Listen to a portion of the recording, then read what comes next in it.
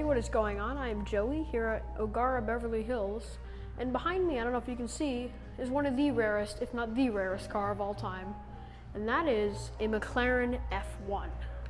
So what makes the McLaren F1 so rare?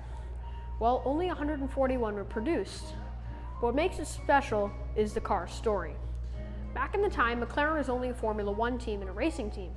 They didn't have anything to do with road cars, and so the F1 was their first attempt at a road car. This is a big deal for them. Yet, they nailed it. They nailed it like no other company has ever done before. So we're gonna go check out what makes the McLaren F1 so special.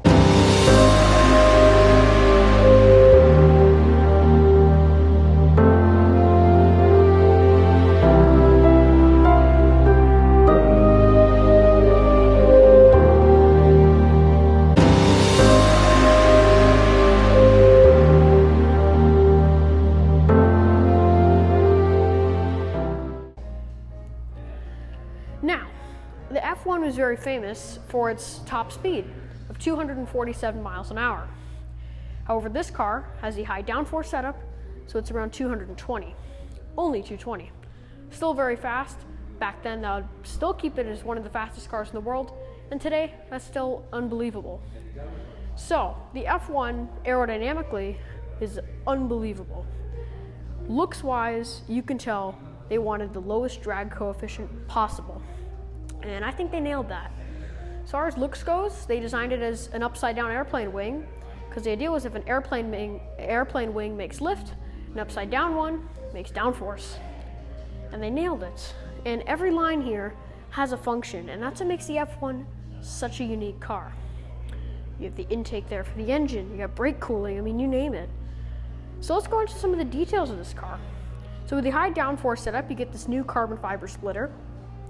But one thing I love is on the windshield wiper, this little piece of carbon fiber here, its purpose is just to send air smoothly to the rear wing. And you know the angle on that was special.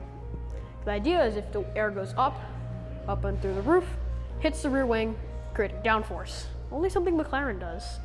And McLaren, they really take things to 11. Which should be their new phrase. McLaren, we take things to 11. So the door is very cool. It's a dihedral door, and that's what McLarens are all famous for. Every McLaren has a dihedral door. But what's special about this door is the function. Aerodynamically, it's very smooth, but you can see the upside-down airplane wing through the door, which is really cool. You have this louver here to let out turbulent air from the wheel well. And then coming around to the back, it's very, very wide. The car is running, I believe, let's see. Car's running only 345s, but trust me, 345s are very wide. Now this Bugatti Veyron here is running 365s, and so, you know, you can't really compare a Chiron to an F1, but let's say you did. So rivals to the F1 were the Bugatti EB110, the Jaguar XJ220, and the Ferrari F50. EB110 had a twin-turbo V6, the XJ220 had a single-turbo inline-six, I believe, actually single-turbo V6, and the F50 had the V12 engine from the Formula One car. Okay, they're all very unique engines. Well, here's what makes the F1 engines unique. It's not built by McLaren. McLaren back then used Honda engines in Formula One, and this engine here is a 7.1-liter BMW V12, producing 661 horsepower. And it has an exhaust note that sounds like no other car. Seriously, an F1's exhaust is to die for. It's amazing. The rear end's very simple. You have all the ideas get as much downforce from the wing and the diffuser as possible. So you can see they tried to save as much space and weight as possible. What makes the car so light though, and what makes it so fast? The key to this car is its power to weight ratio. You might say with only 660 horsepower, how is it doing 240 miles an hour? The trick to this car was its weight. It was one of the very first cars to use carbon fiber. The only cars before an F1 that used carbon fiber were a Ferrari 288 GTO and an Acura/Honda NSX. And so this car weighed just over 1,000 kilograms, and I might have weighed less. I could be wrong. Probably am wrong. Now the wing is a DRS style wing, so the way it functions, it has this little air slit.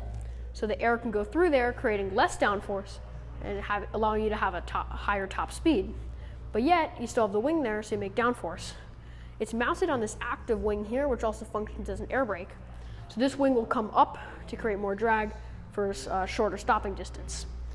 It has these little flicks here on the side for more sideways stability on high-speed turns. And the coolest fact aerodynamically is these vents here. So these vents here are super cool because what it does is the air comes in through here from the engine, so it's hot air, and keep in mind hot air rises and it's more common to have more vortices. So therefore the air is more turbulent, it's faster, and therefore more downforce. Also something to know, the higher the temperature, the more downforce the car makes. So what the air does is it goes down through here, comes out through here on the exhaust, and hits the wing. It's engineering like no other thing, and this all comes from the Formula One technology. What makes the McLaren F1 so special? That's the interior. This car is a 3-seater, sort of like a Ram 1500, you might say. Except it's middle, you drive from the middle seat. And so you get this road visibility that's amazing, and allows you to focus on the road very well. The spec on the interior is stunning on this one. It's this brown leather with white suede, blue suede, and it's got contrast stitching. And you can just see the mix of materials. It's almost like a Pagani, except a Pagani's more luxury focused, F1 is more speed focused. You have the nice carbon fiber steering wheel, no airbag in that, interestingly enough. But the center seat's a full bucket seat from the GTR race car. 6-speed manual, and what's interesting is the gearing. First gear ends at 78 miles an hour, and second gear is 130, so you really can't go through the gears. It's all aimed towards the top end. And McLaren held the world record on speed for this car until the Bugatti Veyron in 2005 beat that. So McLaren held the speed record in this car for nearly 10 years. That's impressive. As far as the interior goes, yeah, it's stunning. The cool fact, actually, there's 2 rear view mirrors, because behind you couldn't have a rear view mirror with this bar in the middle. And then, so therefore, you have these 2 windows on the side here, and that's how you see out with the 2 rear view mirrors. The F1 is just really stunning. I mean, it's unreal. It really is. And so, I'd never seen an F1 before, and this is my first time seeing it, and it's amazing.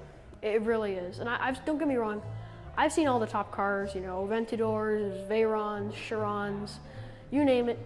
Never seen an F1, and now I finally have, and it's stunning. It really is. And so, I just think, especially one with a spec like this, I'm never going to see again.